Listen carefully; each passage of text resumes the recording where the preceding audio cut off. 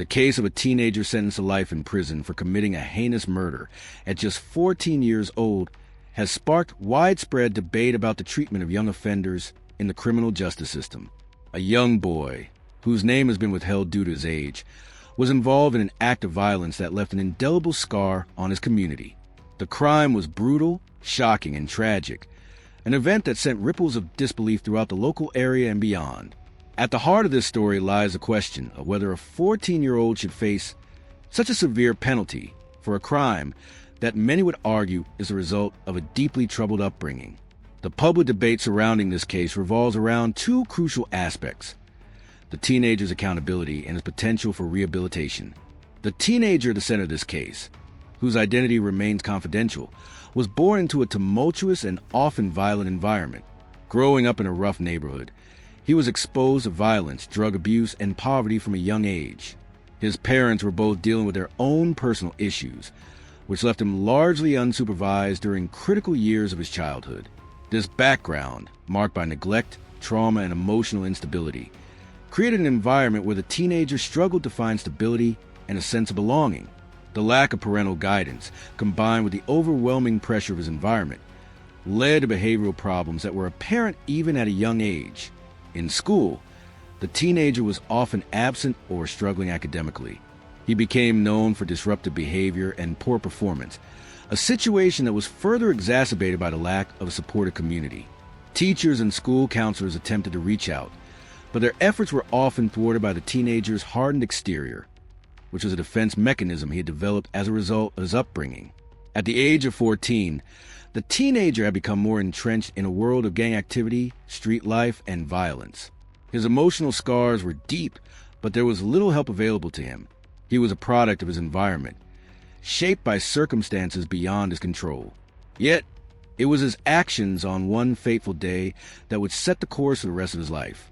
The details surrounding the murder that led to the teenager's life sentence are chilling. On the day of the crime, the teenager, along with an accomplice, encountered a woman who had no idea that her life was about to be taken.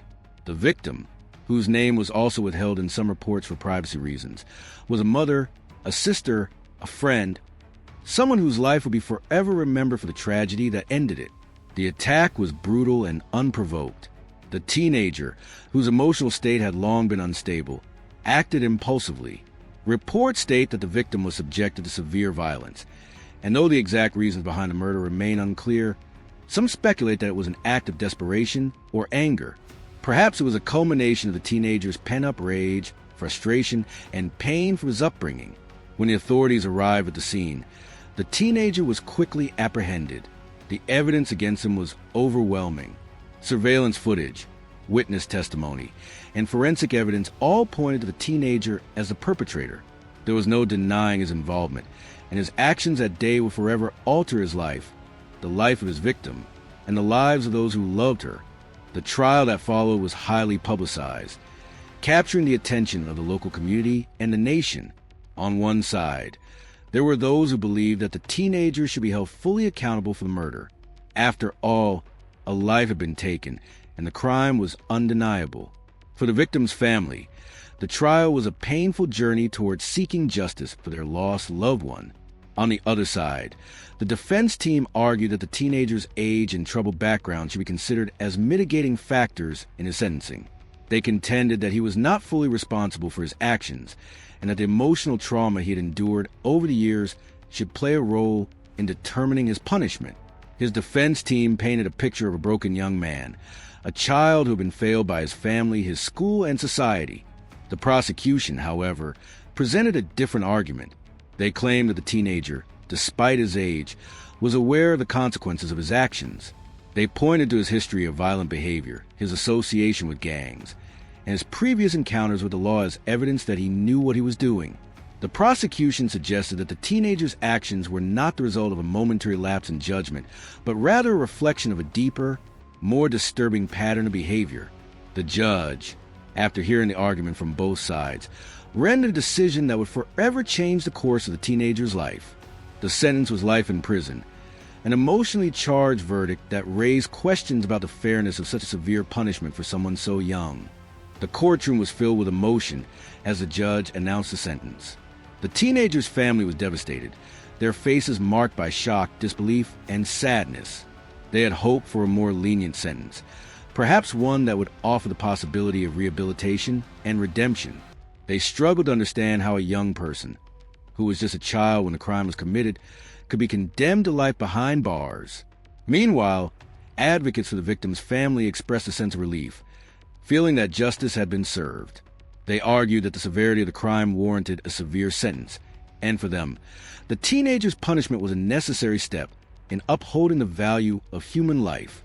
The teenager himself was reportedly silent as the sentence was handed down. His defense team, though disappointed, vowed to continue fighting for his case, hoping for an appeal or a reconsideration of his sentence. They argued that the teenager should be given the opportunity for rehabilitation, given his age and the fact that he had not yet fully matured emotionally or mentally. This case raises important questions about the balance between rehabilitation and punishment, especially when it comes to young offenders. Should a 14-year-old be treated the same as an adult in the eyes of the law? Can a teenager truly be held fully accountable for a crime as serious as murder, or should their age and background factor into the decision-making process? Advocates for juvenile justice argue that young offenders, particularly those from disadvantaged backgrounds, should be given a chance to rehabilitate. They believe that the justice system should focus on reforming young people rather than simply punishing them. The goal, they argue, should be to help these young offenders understand the consequences of their actions, make amends, and reintegrate into society as better individuals. On the other hand, those who support more punitive measures argue that a crime as serious as murder should be met with a severe penalty, regardless of the offender's age. They contend that justice must be served for the victim and their family, and that allowing young offenders to evade harsh consequences for their actions would send the wrong message to society. This case also highlights the importance of considering the role of mental health and emotional trauma in shaping the behavior of young offenders. The teenager at the center of this case had been failed by his environment in many ways. His troubled home life, exposure to violence, and lack of educational support all contributed to the path that led to the crime. As this case continues to unfold, there are lessons to be learned about how we treat young offenders in the justice system. The goal should not only be to hold individuals accountable for their actions, but also to address the root causes of criminal behavior and provide opportunities for rehabilitation. For this teenager, his life is forever altered by the crime he committed. But as we reflect on his case, we must ask ourselves whether we can do more to prevent young people from falling into similar patterns of violence. Can we offer more support to troubled youth before they turn to crime? Can we create a system that focuses on second chances, rather than condemning young people to a lifetime of incarceration? In the end, this case serves as a powerful reminder that young offenders should not be treated as mere criminals. They are individuals with potential, shaped by the circumstances they have been dealt.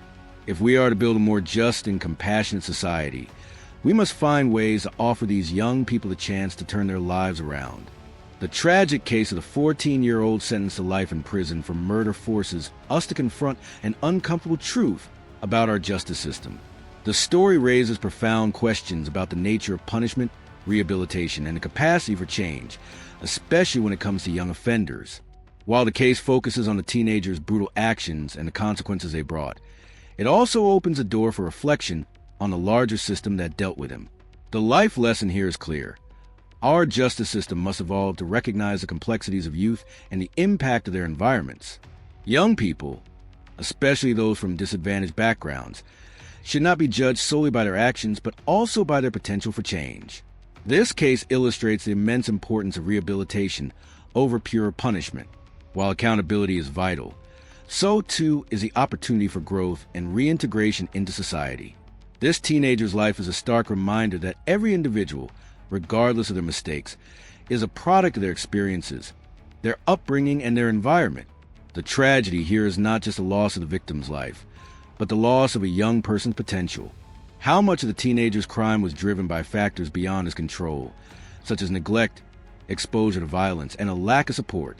This question is at the heart of the debate over youth crime and justice. The case challenges us to reflect on what our society values more, retribution or rehabilitation. Can we create systems that prioritize restoring young offenders and addressing the roots of their criminal behavior, Or will we continue to choose a path that locks them away, perhaps forever, denying them the chance to change? A true society of justice is not one that merely punishes, but one that nurtures growth, recognizes flaws, and offers second chances. This case demands that we think deeply about how we treat our youth in the justice system, and whether the focus should be on building people up instead of breaking them down. If you're as intrigued by this case as I am, I'd love to hear your thoughts in the comments. Should the teenager have received a life sentence, or was it too harsh? Was justice truly served, or has this case exposed flaws in the system? This story highlights the deep complexity of youth crime, accountability, and the need for a more nuanced approach to justice. Don't forget to hit the like button and check out other videos on youth crime and justice for more insights into cases like this one, where the boundaries between punishment, rehabilitation, and the potential for change blur. Your thoughts and opinions matter. So join the conversation, and let's keep discussing how we can improve our justice system for everyone, especially for our youth.